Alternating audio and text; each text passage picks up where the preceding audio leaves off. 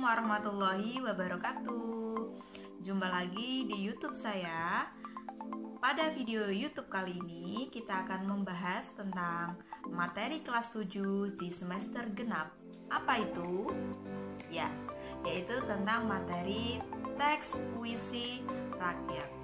Nah, ada apa saja dalam teks puisi rakyat dan dibagi berapa nanti klasifikasinya? Yuk kita simak video yang satu ini.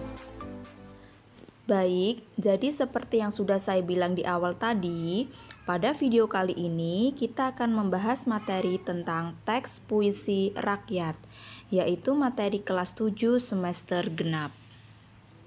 Kompetensi dasar yang akan dicapai oleh para siswa yaitu ada 4, yaitu kompetensi pertama 3.13, mengidentifikasi informasi berupa pesan, rima, dan pilihan kata dari puisi rakyat berupa pantun, syair, dan bentuk puisi rakyat setempat yang dibaca dan didengar. KD 4.13 menyimpulkan isi puisi rakyat berupa pantun, syair, dan bentuk puisi rakyat setempat yang disajikan dalam bentuk tulis. KD 3.14 menelaah struktur dan kebahasaan puisi rakyat berupa pantun, syair, dan bentuk puisi rakyat setempat yang dibaca dan didengar. KD 4.14 mengungkapkan gagasan, perasaan, dan pesan dalam bentuk puisi rakyat secara lisan dan tulis dengan memperhatikan struktur rima dan penggunaan bahasa. Baik, kita akan mulai mengenal dan memahami apa itu puisi rakyat. Apa itu puisi rakyat? Puisi rakyat adalah kesusastraan rakyat yang sudah tertentu terbentuknya. Biasanya terjadi dari beberapa deret kalimat, ada yang berdasarkan mantra, ada yang berdasarkan panjang pendek suku kata, lemah tekanan suara, atau hanya berdasarkan irama.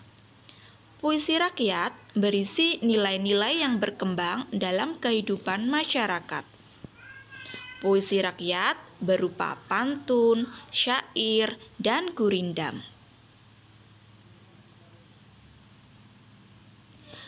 Puisi rakyat yang pertama yaitu adalah pantun. Pantun adalah puisi Melayu yang mengakar dan membudaya dalam masyarakat. Pantun dikenal dengan banyak nama di berbagai Nusantara. Tonton dalam bahasa Tagalog, tuntun dalam bahasa Jawa, pantun dalam bahasa Toba yang memiliki arti kurang lebih sama, yaitu sesuai ucapan yang teratur, arahan yang mendidik, bentuk kesantunan. Fungsi pantun di semua daerah sama, yaitu untuk mendidik sambil menghibur. Melalui pantun, kita menghibur orang dengan permainan bunyi bahasa, menyindir atau menegur bahwa sesuatu itu kurang baik secara tidak langsung atau memberi nasihat. Contoh pantun: makan tomat agar sehat, hidup sehat seiring zaman. Jika hidup penuh maksiat, di akhirat dapat siksaan. Ciri-ciri pantun: yang pertama, tiap bait terdiri atas 4 baris atau larik. Ciri yang kedua yaitu tiap baris terdiri atas 8 sampai dengan 12 suku kata. Ciri yang ketiga bersajak ABAB. Dan ciri yang keempat, baris pertama dan kedua disebut sampiran. Baris ketiga dan keempat disebut isi. Sekarang kita akan belajar bagaimana cara menyimpulkan isi pantun. Isi pantun terletak pada baris ketiga dan keempat. Oleh karena itu, simpulan yang dibuat harus berdasarkan isi yang terletak pada baris 3 dan baris keempat. Contohnya, ibu pergi membeli baju. Baju dibungkus lalu dibayar.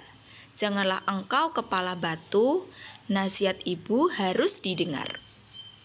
Isi atau pesan ataupun simpulan dari pantun tersebut kurang lebih yaitu patuhi nasihat ibu agar kita menjadi anak yang baik, tidak sombong. Itu adalah bagaimana cara menyimpulkan sebuah isi pantun. Sekarang kita akan belajar bagaimana struktur pantun. Contoh, ibu pergi membeli baju dibungkus lalu dibayar. Janganlah engkau kepala batu, nasihat ibu harus didengar. Struktur dari pantun tersebut yaitu yang pertama, sampiran. Sampiran itu adalah larik pertama dan kedua. Sampiran biasanya berupa suasana atau sketsa, berfungsi sebagai pengantar. Posisi sampiran tidak bisa ditukar dengan isi. Yang kedua, isi, yaitu larik ketiga dan keempat. Terletak di dua baris terakhir, di mana merupakan tujuan dari pantun tersebut. Itu adalah struktur dari pantun. Lalu kita akan belajar bagaimana aspek kebahasaan dari pantun. Ada beberapa aspek kebahasaan, kurang lebih ada 5. Yang pertama yaitu kalimat perintah. Contoh, buanglah sampah pada tempatnya. Yang kedua, kalimat saran.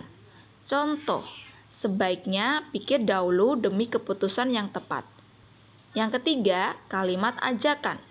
Marilah kita jaga kebersihan agar lestari. Yang keempat, kalimat seru. Alangkah indahnya alam Indonesia ini. Yang kelima, kalimat larangan. Janganlah berprasangka buruk pada sesama. Itu adalah kebahasaan dari pantun. Selanjutnya, puisi rakyat yang kedua yaitu syair. Syair adalah salah satu puisi lama. Syair berasal dari Persia dan dibawa masuk ke Nusantara bersama dengan masuknya Islam ke Indonesia.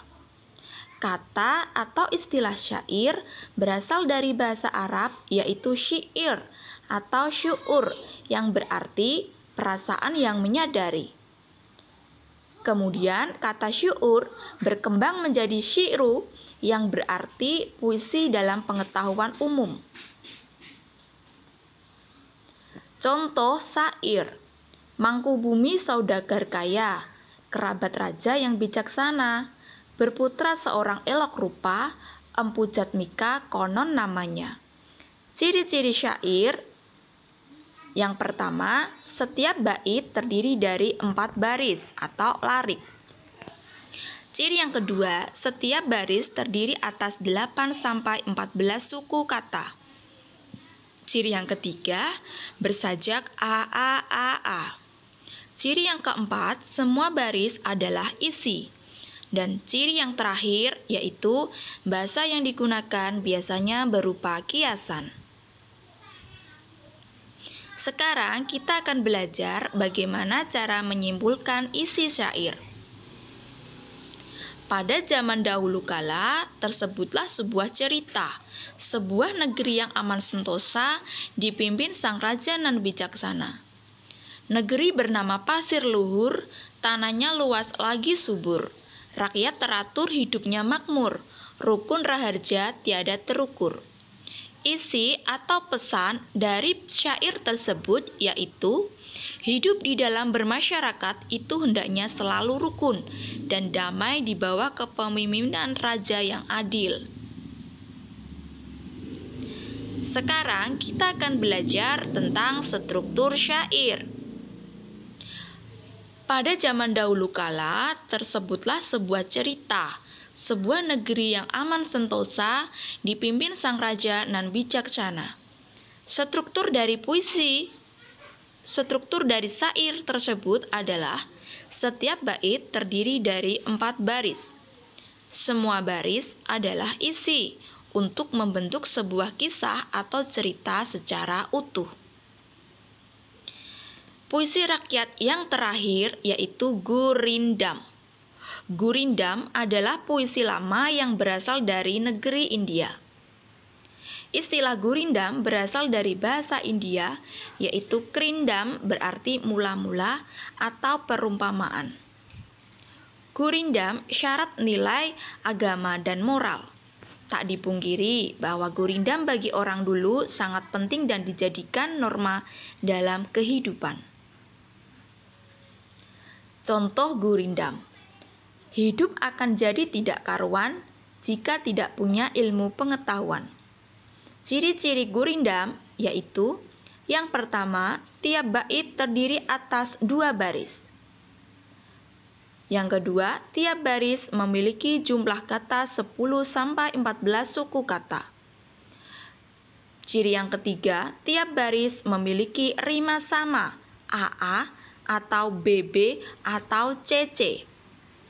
Yang keempat, satu kesatuan yang utuh. Ciri yang kelima, baris pertama berisi soal atau masalah.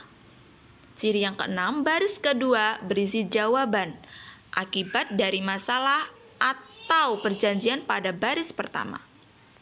Yang ketujuh, isi gurindam biasanya berupa nasihat, filosofi hidup, dan kata-kata mutiara. Sekarang kita akan belajar bagaimana menyimpulkan isi gurindam. Jika hendak mengenal orang berilmu, bertanya dan belajar tiada jemu. Isi atau pesan dari gurindam tersebut adalah kita haruslah rajin bertanya kepada orang pandai dan berwawasan jika ingin pintar. Struktur gurindam.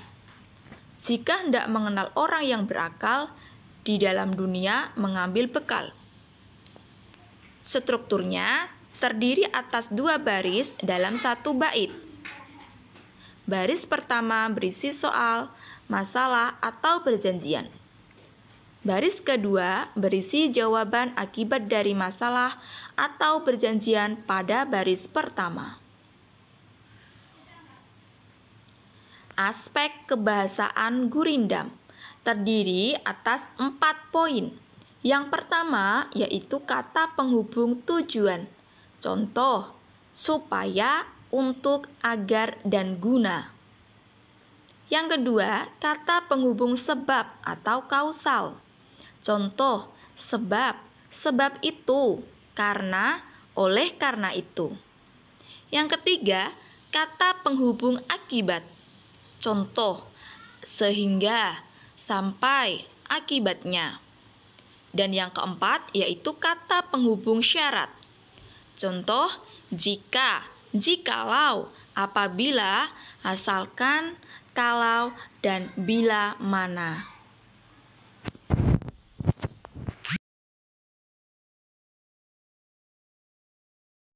Baik, itulah tadi penjelasan tentang teks puisi rakyat. Semoga bermanfaat ya. Tunggu video selanjutnya. See you. Wassalamualaikum warahmatullahi wabarakatuh.